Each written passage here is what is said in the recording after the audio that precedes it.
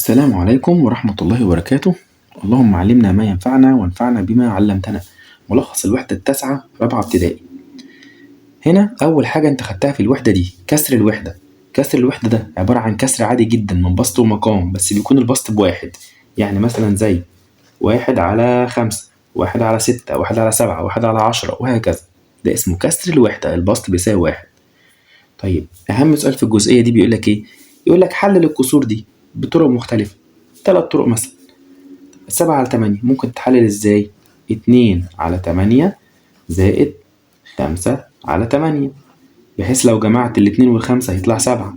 طب جه طالب قال لي انا مش هحللها كده، انا هحللها بكسر الوحدة. خلاص يبقى 1/8 زائد 1/8 زائد 1/8 زائد 1/8 زائد 1/8. كده كم مرة؟ 1 2 3 4 5، لسه مرتين كمان. زائد 1/8 زائد 1/8، 7 مرات. طب ليه 7 مرات؟ عشان دي 7. طب جه طالب قال لا انا عايز احلها بطريقة تانية. خلاص 6/8 زائد 1/8 اهي. كل طرق مختلفة، المهم يكون مجموع الرقم 7، مش حاصل ضربه، مجموعه 7. طيب جزء مهم جدا بقى، التحويل من عدد كسري لكسر غير فعلي. طب مثلا عدد كسري كده 2 و1/3، عايز احوله لكسر غير فعلي. كنا بنقول ايد في رجل زائد راس. ايد في رجل زائد راس، يعني 2 في 3 ب6 زائد 1 7. نكتب 7 كده اهي، والتلاتة تنزل هنا يبقى 7/3. طب وهكذا 3 و2/5، هيبقى ايد في رجل زائد راس. 3 في 5 ب15، 15 و2 17، يبقى 17 على، ونزل المقام هنا كده 5. طيب التحويل من كسر غير فعلي لعدد كسري سهلة جدا. جيت مثلا اقول لك 19/3. طبعا انا قلتها لك في الشرح العادي في شرح الدرس بطريقة النجوم، بس انا عايز اقول لك طريقة عامة بقى تنفع للكل. بص هنعمل ايه؟ تعالى كده على الجنب، اكتب لي مضاعفات التلاتة. يعني مضاعفات التلاتة لحد ما توصل ل19 او تعدي 19. يعني 3 6 9 12 15 18 21. 3 6 9 12 15 18 21. هقف لحد 21. ليه هقف لحد 21؟ لان خلاص انا عديت 19. طيب تمام، وبعد كده تعالى بقى نعد بقى نشوف بقى. نشوف هنعمل ايه.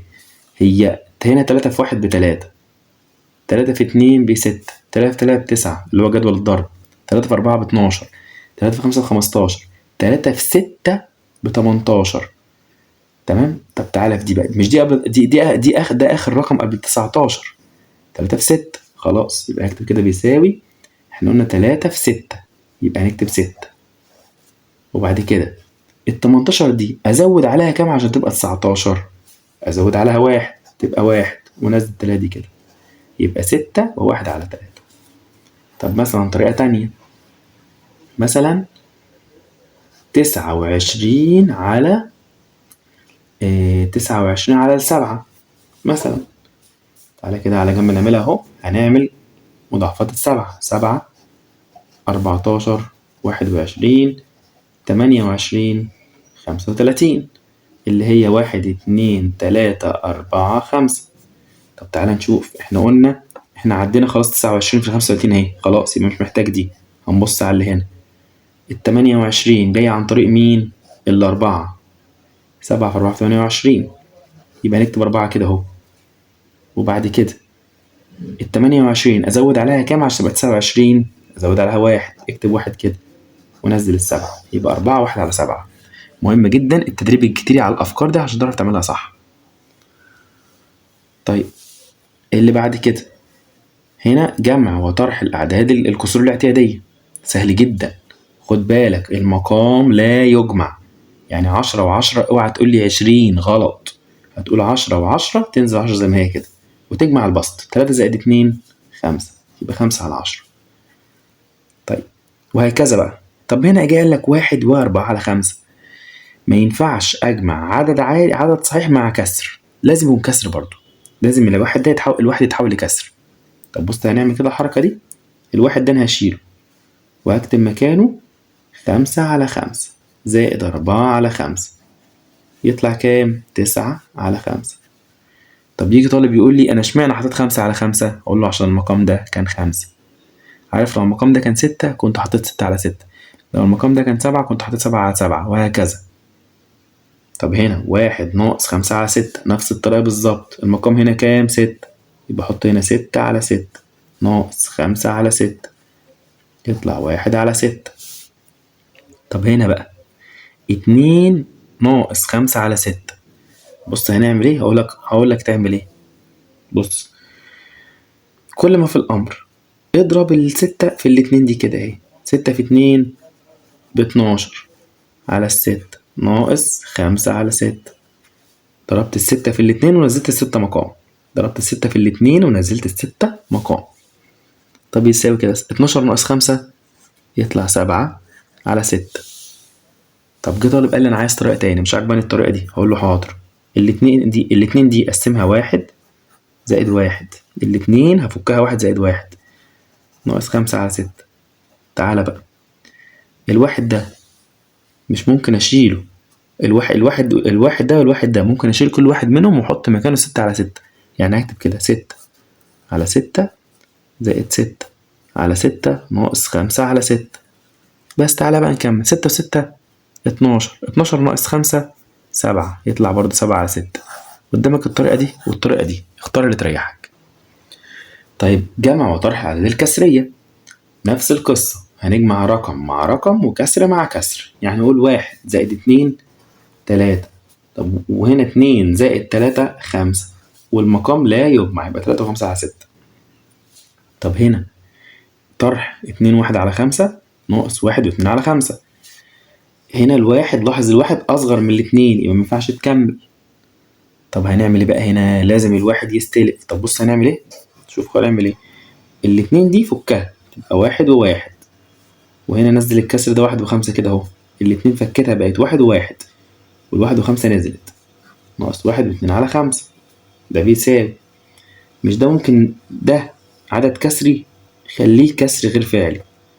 نزل الواحد ده زي ما هو كده هنا. 1 في 5 ب5 و1 6 اهي ناقص 1 و2/5. خلصت المسألة كده. 1 ناقص 1 0، مش هيتكتب. 6 ناقص 2 يبقى 4/5، يبقى الناتج 4/5. يبقى الفكرة الأصلية هنا كده هي فكيت الاتنين بقت 1 و1، وبعد كده الواحد ده حطيته جنب الخمسة هنا وخليته عدد كسري، وحولته بعد كده لكسر غير فعلي عن طريق ايد في رجل زائد راس. طب جه طالب قال لي انا مش عاجبني الطريقه دي وطريقه ممله. هقول لك طريقه تانية سهله، بس دي طريقه حفظ بقى وانا ما بحبهاش. بص الاتنين دي خليها 1 اهي، واجمع الرقمين دول 6/5. بص لاحظ كده ده هو ده بالنص، وتكمل عادي جدا بعدها الطرح بتاعك. الاتنين خليها 1 واجمع الرقمين دول على بعض وحطه في البسط 6 ونزل المقام زي ما هو. طيب سؤال بعد كده، 5 ناقص 2 1 و2 1/3. زي ما قلت لك ما ينفعش اطرح عدد من عدد كسري، ما ينفعش. خلاص الخمسة دي نفكها تبقى 4 و1 ناقص 2 و1/3. نزل الأربعة. الواحد هخليه كسر، ممكن اخليه 2/2 3/3 4/4. انت دلوقتي شاطر، انت في الغالب دلوقتي قلت هخليها 3/3 عشان يبقى زي ال3 دي. انت كده تبقى شاطر. طيب اهي ناقص 2 و1/3. طب في واحد سأل دلوقتي بيسأل هو ليه عملها 3/3؟ عشان اخليها زي المقام ده. لو المقام ده 4 خليها 4/4. 5 خليها 5/5. طب 4 ناقص 2 2. 3 ناقص 1 يبقى 2/3. يبقى الناتج 2 و2/3. مقارنة الكسور. بص بقى، هي قاعدتين سهلين جدا. لو المقام متساوي يبقى البسط الكبير هو الكبير. طيب لو البسط هو بقى المتساوي يبقى المقام الصغير هو الكبير. تعال نطبق على الأولى. لو المقام متساوي يبقى البسط الكبير هو الكبير. مثلا 2/5 و7/5. باينة خالص كده اهي، المقام متساوي هنا يبقى البسط، يبقى الكسر ده هو الكبير لأن 7 أكبر من الاتنين. طيب مثلا هنا بقى بيقول لك لو البسط هو المتساوي، مثلا 3/7 وأربعة وتلاتة قصدي على 8. هنبص بقى هنا، البسط هنا هو المتساوي، خلاص يبقى عينك على المقام الصغير، يبقى ده الكبير، يبقى 3 على 7 هو الكبير. تاني كده اهو، لو المقام متساوي يبقى البسط الكبير هو الكبير، لو البسط متساوي يبقى المقام الصغير هو الكبير. طيب تعالى بقى عند أهم جزء في الوحدة واللي هو الصعب، الكسور المرجعية 0 ونص و1. شوف القاعدة عشان ننجز وتعرفها. انت هتشوف البسط قريب ولا لأ من نصف المقام. لو قريب من نصف المقام يبقى الكسر المرجعي 0، نص، آسف نص. لو أكبر وبعيد عن الكسر ولو أكبر وبعيد بعيد عن نص المقام، لو أكبر من نص المقام وبعيد عنه يبقى الكسر المرجعي 1. لو صغير من نص المقام وبعيد عنه يبقى الكسر المرجعي 0. تعال نطبق أحسن عشان تفهم. بص من غير أي رسم خالص أهو، 4 على 6. بص نص المقام هنا كام؟ نص المقام 3 صح؟ طب الأربعة والتلاتة مش الأربعة قريبة للتلاتة على طول وراها 3؟ وراها 3 يبقى الكسر المرجعي نص. الأربعة هنا قريبة جدا جدا من نص التلاتة، وراها 3 على طول، مفيش أي أرقام بينهم، يبقى على طول نص. طب هنا الواحد على 8، التمانية نصها كام؟ 4. الواحد بعيد عن الأربعة وقريب للصفر. طب ازاي الكلام ده؟ دي بقى لازم ارسمها لك كده. تعالى كده اهو، هكتب الأربعة كده هنا اهو، وهنا الصفر. هنا الواحد اهو، هنا 2 3. الواحد قريب لمين؟ باينة خلاص، هي قريب للصفر. عارف ده معناه ايه؟ ان الكسر المرجعي هنا 0. يجي طالب يقول لي مش فاهم، اقول له بص كده ركز، الواحد والأربعة بينهم كام رقم؟ رقمين. اما الواحد والصفر مفيش بينهم اي حاجة، يبقى 1 على 8 قريب للصفر. طب مثلا هنا 8 على 10، اقسم المقام 5. طيب 8 على 5، بص تعالى نعمل كده اهو، اكتب هنا كده 1 2 3 4 5 6 7 8. طب تعالى بقى نشوف بقى دلوقتي التمانية دي بعيدة ولا قريبة عن نص المقام؟ ده شوف بعيدة برقمين، خالص. تمام، بعيدة عن نص المقام خالص اهو. طب عارف ده معناه ايه؟ ده معناه ان الكسر المرجعي هنا كام؟ 1. تاني اهو 8 على 5، عملنا خط عدد اهو. بص ال8 وال5 بينهم كام رقم؟ في بينهم رقمين على طول، يبقى هنا الكسر المرجعي هنا 1. الفكرة رقم 8، الكسور المكافئة. عشان تطلع كسور مكافأة كل ما في الأمر امسك الكسر اللي عندك واضربه في أي عدد بس بسط ومقام. يعني اضرب الفوق واللي تحت في 2. 3 في 2 ب6، 5 في 2 ب10. جه واحد قال لي أنا مش عاجبني الاتنين، هضرب في 3، أقول له اضرب في 3. 6 في 3 ب18، 3 في 10 ب30.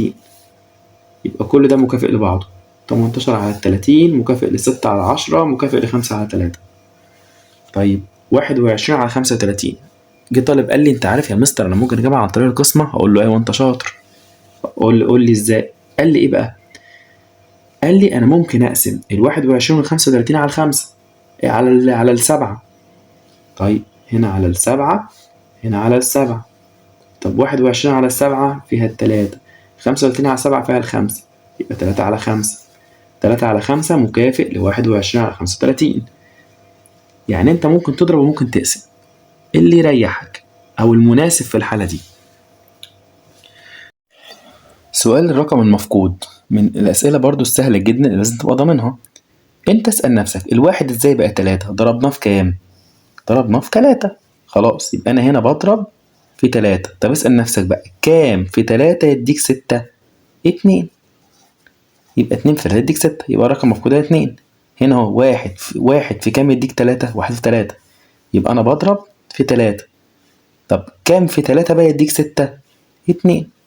طيب هنا 2 في كام يديك 4؟ 2 في 2، يبقى أنا بضرب في 2، بضرب فوق وتحت في 2. طب كام بقى في 2 يديك 6؟ 3.